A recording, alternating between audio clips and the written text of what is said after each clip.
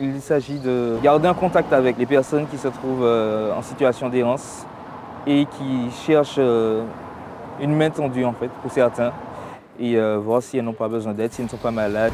Et tu sais qu'on est là pour t'aider justement à te Oui, mais moi relever. j'en ai aucunement besoin et aucunement envie même, parce que le meilleur moyen c'est d'essayer en soi-même, aide-toi, le ciel t'aidera. Le travail n'est pas inutile, que nous ne sommes pas rejetés et donc que nous pouvons quand même réussir à faire quelque chose avec elles.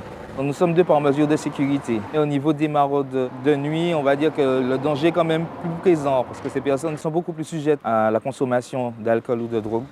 Nous avons apparemment quelqu'un qui est en situation d'errance et qui n'a pas l'air bien. Mon collègue est allé voir, je vais le rejoindre. D'accord, nous effectuons les premiers secours et nous attendons votre arrivée. Si une personne est en situation de détresse, notre première réaction est d'évaluer un petit peu l'environnement de la personne.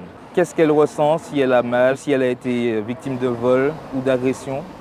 À ce moment-là, soit nous avertissons la police, les pompiers, ou si c'est quelque chose que nous pouvons gérer nous-mêmes, nous prenons en charge la personne en l'emmenant à l'assise pour qu'elle ait un suivi avec éducateur spécialisé et toute l'équipe pédagogique qui est là pour aider.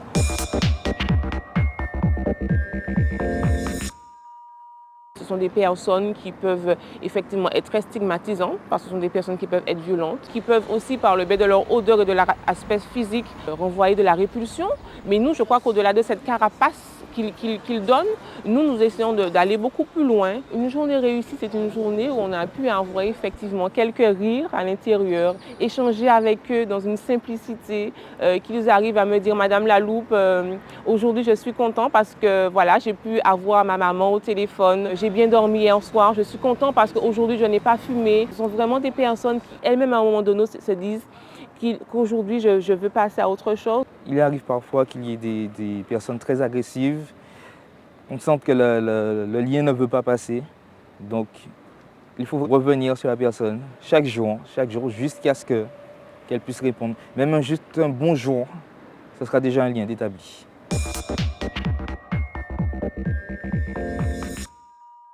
Je leur apprends à être en veille sur le quartier et à observer et analyser les dysfonctionnements. Beaucoup communiquer, beaucoup discuter pour pouvoir permettre aux gens de s'exprimer sur leur mal-être, leur malaise. Ça peut être aussi la maltraitance. Il faut qu'ils connaissent les différentes générations de public. Il ne peut pas parler avec un jeune comme il parle avec une personne âgée. Regarde le paquet de cigarettes et la poubelle est là. Tu jettes dans la poubelle, c'est réglé. Non. Ça ne s'est pas passé aujourd'hui.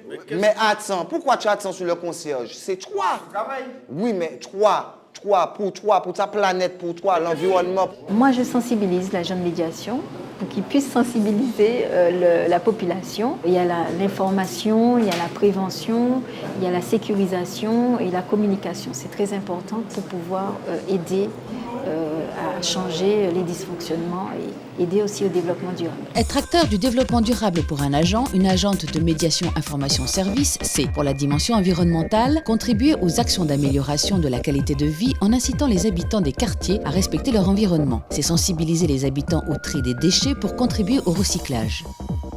Pour la dimension économique, c'est contribuer à une diminution des dégradations et des actes de vandalisme par une présence régulière dans les espaces publics et les transports. C'est éviter des procédures coûteuses pour les parties prenantes en désamorçant et calmant les situations de tension.